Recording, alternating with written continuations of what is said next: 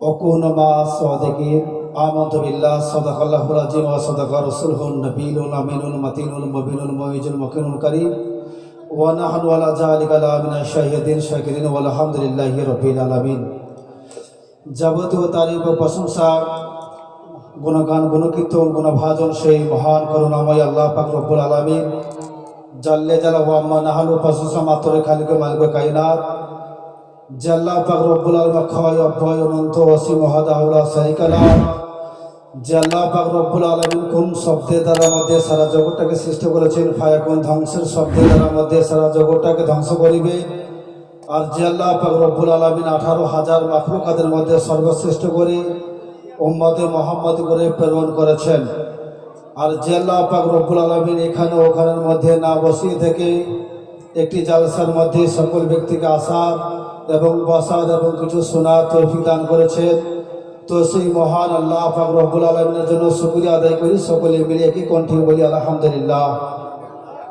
অতঃপর তারপর পরে বিশ্ব নবী মুস্তাফা মক্কার ফুল মদিনার বুলবুল দয়ানুর সাফাতের বল আর যিনি মক্কার সর্দার মদিনা তাজদার দয়ার ভান্ডার রহমতের ভান্ডার সাফাতে কান্ডার হাবিবে কিরদিগার নাইবে পরওয়ারদিগার শাইন শেখ জিবাকর আব্দুল্লাহ রাজকুমার ও মদরদি নেতা গাইবের সম্পাদাতা উদার চেতা আব্দুল মোতালিবের শ্রেষ্ঠ কথা এক কথা নবী মোহাম্মদ রসুল্লাহ সাল্লাল্লাহু তাআলা আলাইহি ওয়াসাল্লাতু তাসলিমকে আলিমে মায়া কোনো ওয়ামায়া কোনো খবরদাতা জিন্দা নবী হায়াত নবী প্রেমের ছবি মনে করে গোমবাদে খাজরার প্রতি হাজির ও নাজরি মেনে বোঝে উচ্চস্বরীয় ভক্তি ভরে প্রাণ খুলে সকলে মিলে বলো আল্লাহুম্মা আমিন।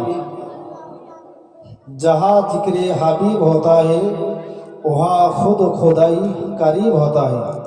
जहाँ जिक्र हबीब होता है वहाँ खुद खुदाई करीब होता है और उन महफिल में बैठने वाला आदमी खुश नसीब होता है। बोलो सुबहान अल्लाह। बिरादर सबाइने किराम একটু করে মাসহুর মারুফ আয়াত কারিমা তেলাওয়াত করার সৌভাগ্য অর্জন করেছি। তো ওই উক্ত আয়াতখানাকে সংক্ষিপ্তভাবে আলোচনা করবো ইনশাআল্লাহ তাআলা। বিরাদার সাবাইনে কিরাম আল্লাহ পাক রব্বুল আলামিন বলেন ওকুনু মাআস সাদিকিন, ওকুনু মাআস সাদিকিন, সত্যবাদীর সঙ্গ লাভ কর। আল্লাহ পাক রব্বুল আলামিন কি বলছেন? ওকুনু মাআস সাদিকিন, সত্যবাদীর সঙ্গ লাভ কর। এবার তো আল্লাহ পাক এ তো মানে কোন রকমের কোরআন বললো না যে ব্যক্তি 5টা ওয়াক্তের নামাজ পড়ে ওই ব্যক্তির সঙ্গ লাভ করো, এ কোনো বাক্য, এ কোন রকমের ধ্বনি, এ কোন রকমের উচ্চারণ কোরআন বলেছে, এ কোন রকমের বাক্য কোরআন বললো না যে ব্যক্তি 5টা ওয়াক্তের নামাজ পড়ে ওই ব্যক্তির সঙ্গ লাভ করো, এ বাক্য কোনো মতের মধ্যে কোরআন বললো না। যে ব্যক্তি 1 মাস রমজানের রোজা রাখে ওই ব্যক্তির সঙ্গ লাভ করো, এ কোনো কথা, এ কোনো বাক্য কোরআন বললো, এ কোনো বাক্য ধ্বনি কোরআন মানে বললো না। যে ব্যক্তি 1টা মাস সিয়াম সাধনা পালন করে মানে যে ব্যক্তি সেহরি করে ইফতার করে ওই ব্যক্তির সঙ্গ লাভ করো, এ কোন রকমের কথা বাক্য কোরআন বললো না। আর যে ব্যক্তি মানে হজ করতে যায়, যে ব্যক্তি হজ করে ওই ব্যক্তির কথা কোরআন বলেছে, ওই ব্যক্তির কথা কোরআন বললো না। আর যে ব্যক্তি মানে যে ব্যক্তি যাকাত দান করে ওই ব্যক্তির মানে সঙ্গ লাভ করো, এ কোনো কথা কোরআন বললো, এ কোনো বাক্য, এ কোন রকমের ধ্বনি কোরআন বললো না। আর যে ব্যক্তি মসজিদের মধ্যে জিকির ও আসগার করে এক কথায় তাসবিহ তাহলিল করে আল্লাহ আল্লাহ করতে থাকে ওই ব্যক্তির সঙ্গ লাভ করো, ওই ব্যক্তিকে ফলো করো, এ কোনো কথা, এ কোনো বাক্য কোরআন বলেছে, এ কোন রকমের বাক্য কোরআন বললো না। বিরাদার সামাইনে কেরাম তাহলে পরে আল্লাহ পাক রব্বুল আলামিন বলতে আছে ওকুনু মাআস সাদিকিন, জোরে বলুন সুবহানাল্লাহ।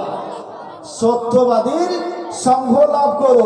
বিরাদার সামাইনে কেরাম এবার প্রশ্ন হলো আমি আপনারা যদি সত্যবাদী হয় তাহলে পরে আমাদের মধ্যে কি হবে? আমাদের মধ্যে 5 ওয়াক্তের নামাজ হবে।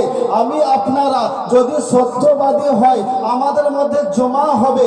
আমি আপনারা যদি যদি ইমানদার এবং সত্যবাদী হয় তাহলে পরে 1টা মাস আমাদের জন্য সিয়াম সাধনা করার জন্য যে আমরা খেয়াল রাখি ও রোজা আমাদের হয়ে যাবে।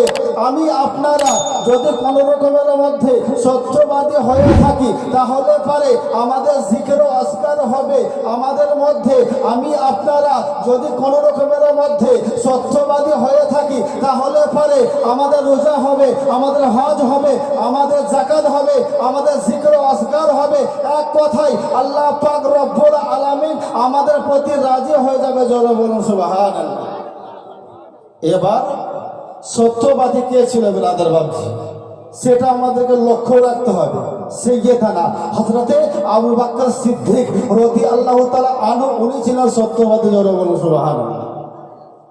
কিতাবের মধ্যে বলেছেন হযরতে ওমর, বলছে হযরতে ওমর রাদিয়াল্লাহু তাআলা আনহু রাস্তার মধ্যে যেদিন একটা দিন যদি রাস্তার মধ্যে তিনি হাঁটতেন চলতেন, ওই রাস্তাতে 40 দিন পর্যন্ত শয়তান মানে প্রবেশ করতো না। জোরে বলো সুবহানাল্লাহ।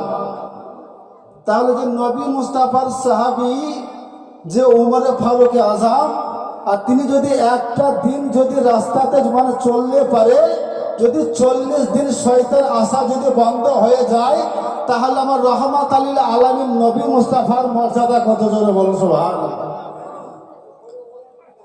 আরো কিতাবের মধ্যে বলেছেন হযরতে ওমর রাদিয়াল্লাহু তাআলা আনহুর জন্য আর মানে একদিন চললে পারে, যদি শয়তান যদি 40 দিন আসা যদি বন্ধ হয়ে যায় তাহলে পারে রহমাত লিল আলামিন আমার নবী মুস্তাফা দয়ার ভান্ডার, রহমতের ভান্ডার, জান্নাতের মালিক ও মুখতার রহমাত লিল আলামিন নবী মুস্তাফার মর্যাদা কত। জোরে বলুন সুবহানাল্লাহ। এবার ব্রাদার বাবজি হযরত ওমর ফারুক আজম রাদিয়াল্লাহু তাআলা আনহু তিনি ছিলেন সত্যবাদী। ওসমান গনি রাদিয়াল্লাহু তাআলা আনহু উনি ছিলেন সত্যবাদী। ইসলামের শের কার নাম জানেন বাপ? ইসলামের শের, ইসলামের টাইগার কাকে বলা হয়? কি গো জানেন আপনারা? হযরত আলী, মুশকিলে কুসা, হায়দার কাররার, ফাতেহ খিওয়ার, হযরত আলী রাদিয়াল্লাহু তাআলা আনহু, আর তিনি ছিলেন সত্যবাদী। জোরে বলুন সুবহানাল্লাহ। পিরানে পীর, সমস্ত পীরের সেরেমনি কে জানেন বাবা? সমস্ত পীরের পীরকে আমরা মাসলাকে আল হাদিসের পন্থী, আমরা ইমামে আযম আবু হানিফার পন্থী, আমরা জামাতি মানুষ।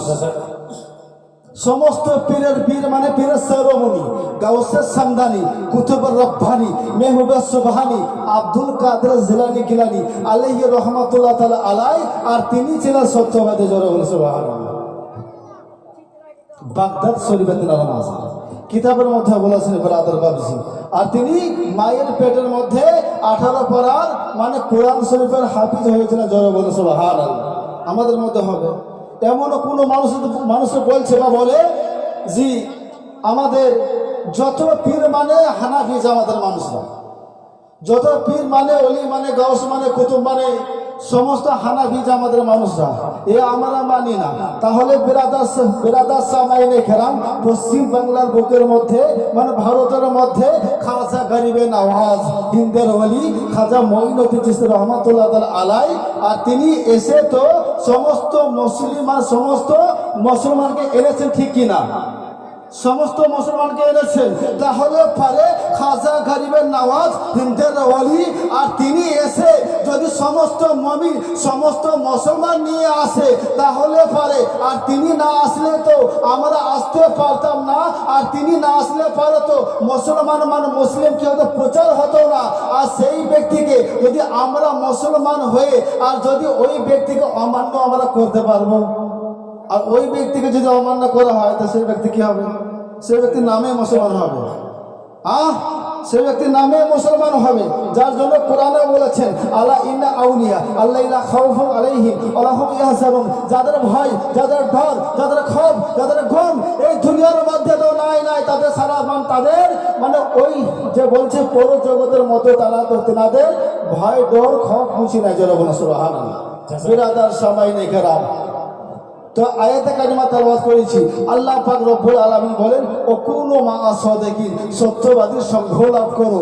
আর ইমানদার ব্যক্তি যদি হতে চাও তাহলে কি করো, আমার দয়ার নবী মুস্তাফা রহমত আলী আলামিন নবী মুস্তাফার আদর্শকে আর নবী মুস্তাফার চরিত্রকে ফলো করো। তার জন্য কোরআন বলছে ইন্নাকা আলা খুলুকিল আযীম, হে নবী মুস্তাফা আপনার চরিত্র হলো পবিত্র কোরআন। জোরে বলি সুবহানাল্লাহ।